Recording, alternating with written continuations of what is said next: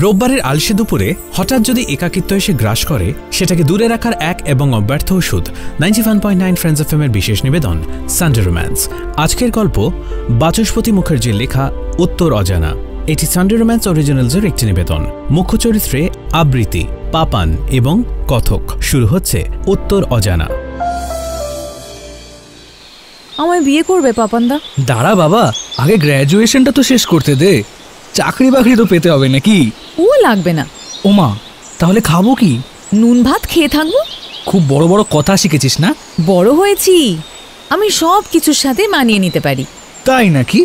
দুদিন থাক নয় মুরগির খাঁচার মতো বাড়িতে, বুঝবি ঠেলা। আমি ঠিক পারবো। ছোট থেকে ওই প্রাসাদের মতো বাড়িতে থেকে ওই ঘুপচিতে থাকা যায় না আবৃতি। জীবনটা অত সহজ নয়। আমার না ওই বাড়িটায় দম বন্ধ হয়ে আসছে। আমি আর বেশি দিন বাঁচবো না ওখানে। মা বাবা, টাকা পয়সা, গয়নাগাটি সব তো ভরে ভরে আছে, তাও কেন এই কথা বলছিস? স্বাচ্ছন্দ্য আছে, ভালোবাসা নেই। ভালোবাসার কোনো কদরই নেই। স্বাচ্ছন্দ্যই কি এক ধরনের ভালোবাসা নয়? একেবারেই নয় পাপানদা। আমি একটু নিজের মতো করে বাঁচতে চাই নিজের জীবনটা, যেভাবে তুমি বেঁচে আছো। আমিও তো কষ্টেই বেঁচে, নুন আনতে পান্তা ফুরোয়, বৃষ্টির জল আর মাকড়সাদের সাথেই সংসার করি আমি। তাহলে কি সবাই কষ্ট করেই বেঁচে আছে? খোঁজ নিয়ে দেখিস, এই শহরের প্রত্যেকটা মোড়ে মানুষগুলো হাসির মুখোশ পরে ঘোরে। আমি তোমায় ভালোবাসতে চাই পাপানদা। ওই মাকড়সা আর বৃষ্টির জলকেও ভালোবাসতে চাই। তোমার ঘর হতে চাই। আমায় তুমি নিয়ে চলো। আর তোর ওই প্রাসাদের রাজারানীর সংসারের কি হবে? আমি যে সেখানে থেকেও নেই, আমার অনুপস্থিতিতে সেই সংসারের কিচ্ছু যায় আসে না। আর বাবা মা, এরা কেউ না? আর যাই হোক, আমার ভালোবাসা নয়। তাদের হাত দুটো একে অপরের ঘামে ভিজে গেছে, তবুও কেউ কাউকে ছাড়ছে না। সরোবর লেকের এই আবছা বিকেলবেলাটা ওরা দুজনেই খুব ভালোবাসে। পাখির ঝাঁকগুলোর বাড়ি ফেরা, ক্লান্ত প্রেমিক প্রেমিকাদের হাত ধরে হাঁটা, ডিএসএলআর নিয়ে ফটোগ্রাফারদের শো অফ, এই সবের মাঝেই লুকিয়ে গিয়ে নিজেদের প্রেম বাঁচিয়ে রাখে আবৃতি আর বৈদুর্য ওরফে পাপান। তোমার বুকে একটু মাথা রাখবো পাপানদা? কেউ কি বারণ করেছে? করেছে, ওই সমাজ নামের অসভ্য লোকটা। কাল সকালে নিউজ পেপার দিতে আসবে তো বাড়িতে? ওইটাই তো কাজ আমার। আচ্ছা, এই যে তুমি বাড়ি বাড়ি খবর দিয়ে বেড়াও, তোমার খবর কে নেয়? কেউ না। তুই তো বললি অসভ্য সমাজ, সে যে কারোর খবর নেয় না। চলো কাল আমরা পালিয়ে যাই। এই সমাজ, তার বাজে লোকজনগুলো, এত বাধা সব কাটিয়ে কোথাও দূরে চলে যাই। ঘর বাঁধবে কিসে? জোনাকির আলোয় ঘর বাঁধবো, আমাদের দুজনের ভালোবাসায় ঘর বাঁধবো। আমার ভয় করে আবৃতি। সর্বহারাদের আবার ভয় করে নাকি? নিজেকে হারানোর ভয়টা এখনো পাই। আমি হারাতে দেব না তোমায়। ঠিক তো? হ্যাঁ, কাল আমি তৈরি থাকবো, তুমি আমায় নিয়ে যেও। অনাহারে বাঁচার এত শখ? ভালোবাসায় বাঁচার শখ। আবৃতিকে অটোতে তুলে দিয়ে একটা ভিড় বাসে উঠল পাপান। তার মাথায় এখন হাজারটা চিন্তা। কাল থেকে বদলে যাবে তার জীবনের চলার পথ। এক অচেনা গন্তব্যে পাড়ি দিতে হবে তাকে তার ভালোবাসাকে নিয়ে। শেষ হবে তাদের লুকোচুরি খেলা, শেষ হবে তাদের সবার চোখের আড়ালে গিয়ে প্রেম করা। কাল থেকে তারা স্বাধীন, তারা একে অপরের। কোথায় যাবে, কি করবে, কি খাবে কেউ জানে না, তবে তারা একসাথে থাকবে, এটাই বোধহয় অনেক। বেহালা শখের বাজার থেকে তারাতলা অবধি ঘরে ঘরে দৈনন্দিন খবর পৌঁছে দেওয়ার ভার নিয়েছে পাপান। ভোরবেলা যখন পুরো শহরটা তাদের শেষ ঘন্টার ঘুম দিতে ব্যস্ত, তখন পাপান সাইকেল নিয়ে ছোটে। খবরের কাগজের বোঝা সাইকেলে চাপিয়ে বেরিয়ে পড়ে নির্দিষ্ট বাড়িগুলোর উদ্দেশ্যে। মাঝে মাঝে সে একটা মৃদু হাঁক দেয়, খবরের কাগজ, নিউজ পেপার। এই কাজের মাধ্যমেই তার আলাপ আবৃতির সাথে। বীরেন রয় রোডের ওই বিশাল 3 তলা বাড়িটার বারান্দায় পেপারটা ছুঁড়ে দিয়ে সে দাঁড়িয়ে থাকত শুধু ওই অগোছালো চুল, ঘুমে ঢুলু ঢুলু চোখ আর নাইট ড্রেস পরা মেয়েটাকে এক ঝলক দেখার জন্য। আবৃতি পেপারটা নিয়ে চলে গেলেই সে রওনা দিত অন্য বাড়িগুলোর উদ্দেশ্যে।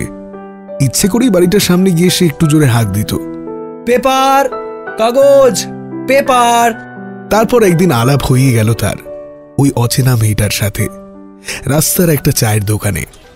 এই তুমি আমাদের বাড়িতে পেপার দাও তো? হ্যাঁ, তুমি খবরের কাগজ দাও তো? হ্যাঁ হ্যাঁ হ্যাঁ। না তুমি ওরকম আমাদের বাড়ির বারান্দার দিকে হাঁ করে তাকিয়ে থাকো কেন? কই না তো। ও বাবা, আবার ঢপও দাও? কি ভেবেছো আমি কিছু বুঝি না? না না, তা কখন বললাম? আমায় দেখবে বলে দাঁড়িয়ে থাকো তো? আসলে মানে হ্যাঁ। থাক, আর তোতলাতে হবে না।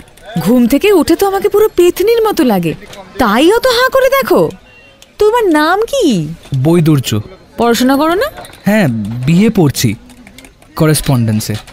ও আচ্ছা, আমার নাম আবৃত্তি, আমিও বিয়ে পড়ছি। তা তুমি এখানে কি করছো? আমার কলেজ একদম কাছেই, চা খাবে? এখানেই গল্পটার সূচনা। চায়ের দোকানটা হয়ে উঠল তাদের রোজকার আড্ডার জায়গা। বন্ধুত্বটা আস্তে আস্তে পরিণত হলো প্রেমে। বৈদুর্যদা হয়ে উঠল পাপানদা। সকালবেলা বারান্দা থেকে পেপার কুড়োনোর সময় পাপানদার দিকে হাত নাড়ানো, ফ্লাইং কিস দেওয়া, আর সরোবরে বিকেলবেলা হাত ধরে কিছু প্রেমালাপ, আর আজ একসাথে পালিয়ে যাওয়ার সিদ্ধান্ত। একটা খুবই মিষ্টি প্রেমের কাহিনীর দিকে এগোচ্ছিল তাদের গল্পটা। বাড়ি পৌঁছে স্ট্র্যাপ ছেঁড়া ধুলোয় মোড়া একটা ব্যাগ খুঁজে বার করল পাপান। সম্পত্তি বলতে ফুটপাত থেকে আনা রংচটা কয়েকটা টি শার্ট আর দুটো প্যান্ট। যেটুকু টাকা জমানো ছিল সব একটা পোটলায় বেঁধে ব্যাগ গোছাচ্ছিল সে। তখনই বেজে উঠল তার ফোন। ফোনটারও কাহিল অবস্থা, কিপ্যাডের লেখাগুলো সব মুছে গেছে, স্ক্রিনটাও রাবার ব্যান্ড দিয়ে লাগানো। খুব সাবধানে কল বাটনটা টিপে কানে ফোনটা দিল সে। ওপাশ থেকে ভেসে এলো একটা চেনা ভয়ার্থ কণ্ঠস্বর। সেই কণ্ঠ এক নিঃশ্বাসে বলে গেল, আমাকে বাঁচাও পাপানদা, আমাকে বাঁচাও। বাবা জানতে পেরে গেছে আমাদের কথা। আজ বাবার ড্রাইভার সরোবরে আমাদের দেখেছে। বাবা খুব মেরেছে আমায় পাপানদা, বলেছে 1 মাসের মধ্যেই আমার বিয়ে দিয়ে দেবে। প্লিজ কিছু করো পাপানদা, আমাকে এখান থেকে নিয়ে যাও প্লিজ পাপানদা। বাবা। কেউ যেন একটা আবৃত্তির থেকে ফোনটা নিয়ে কেটে দিল। পাপানের কাপা কাপা হাত থেকে ফোনটা পড়ে গেল। সে বুঝে উঠতে পারল না তার ঠিক কি করা উচিত। কার কাছে যাবে সে? কি বা করতে পারবে সে? সে তো একজন সামান্য খবরের কাগজ বিক্রেতা, কতই বা রোজগার তার। কোন মুখে আবৃত্তির বাবার সামনে গিয়ে দাঁড়াবে? পরের দিন সকালে পেপার দিতে গিয়ে প্রায় আধ ঘন্টা আবৃত্তির বাড়ির সামনে দাঁড়িয়ে রইল পাপান। কিন্তু আজ আর কেউ বারান্দায় এলো না পেপারটা নিতে। বাড়িটা হঠাৎ খুব অচেনা হয়ে দাঁড়ালো তার কাছে। প্রত্যেক দিন সে দাঁড়িয়ে থাকতো বাড়িটার সামনে, মনে হতো আজ হয়তো আবার আগের মতো আবৃত্তি আসবে পেপারটা নিতে। আরেকবার তাকে দেখার জন্য হাঁসফাঁস করতো তার মনটা, না হয় শেষবারের মতোই। একসাথে এতগুলো স্বপ্ন ভেঙে চুরমার হয়ে যাওয়াটা মেনে নিতে পারছিল না পাপান। আজ প্রায় 1 ঘন্টা ধরে টুনি লাইট দিয়ে সাজানো বাড়িটার সামনে দাঁড়িয়ে আছে পাপান। আজ তার চোখের কোণে জল। আজ আর সে বারান্দার দিকে তাকিয়ে নেই, তাকিয়ে রয়েছে বাড়ির সদর দরজার দিকে, যার উপর বাঁধা হয়েছে একটা থার্মোকলের প্রজাপতি লাগানো লাল গেট। গেটের ওপর বড় বড় করে লেখা, আবৃত্তি ওয়েডস শুভ্রনীল। পাপান কল্পনা করল আবৃত্তিকে লাল বেনারসিতে সোনার অলঙ্কারে। তার আলতা মাখানো পা দুটো যেন ছুটে বেরিয়ে এসে পাপানকে জড়িয়ে ধরতে চায়, তার বুকে মাথা রেখে কাঁদতে চায়। কিন্তু সবটাই তার কল্পনা। চোখে জল মুছে পাপান রওনা হলো অন্য বাড়িগুলোর উদ্দেশ্যে। খবরগুলো সঠিক সময় তাকে সবার বাড়ি পৌঁছতেই হবে। ঠিক তখনই পাপানের ভাঙা ফোনে আরেকটা খবর এলো, একটা ছোট্ট মেসেজ। বিকেল 6টা, 14 নম্বর বাস স্ট্যান্ড, দেরি করো না। পাপান আর আবৃত্তি সেদিন পালিয়েছিল নিজেদের ভালোবাসা বাঁচাতে। আজ তারা সুখে সংসার করছে। তাদের ভালোবাসা এখনো বেঁচে আছে। তারা এখনো একে অপরের চোখের দিকে তাকিয়ে স্বপ্ন দেখে। আবৃত্তির পরিবার হয়তো কোনোদিনই মেনে নেবে না তাদের সম্পর্ক। সমাজ হয়তো পাপান আর আবৃত্তির গায়ে কাপুরুষের ট্যাগ লাগিয়ে দিয়েছে, কারণ তারা পালিয়েছে ভালোবাসা বাঁচাতে। কিন্তু না পালালে হয়তো ভালোবাসা তাদের গায়ে ট্যাগ লাগিয়ে দিত কাপুরুষের। আসলে কোনটা ভুল কোনটা ঠিক এটা খুঁজতে গেলে হয়তো ওদের ভালোবাসাকে অসম্মান করা হবে। তাই আপাতত ওটা উজ্জ্ব থাক। সমাজ না মানলেও যুগ যুগ ধরে যেন ভালোবাসার জয় হয়।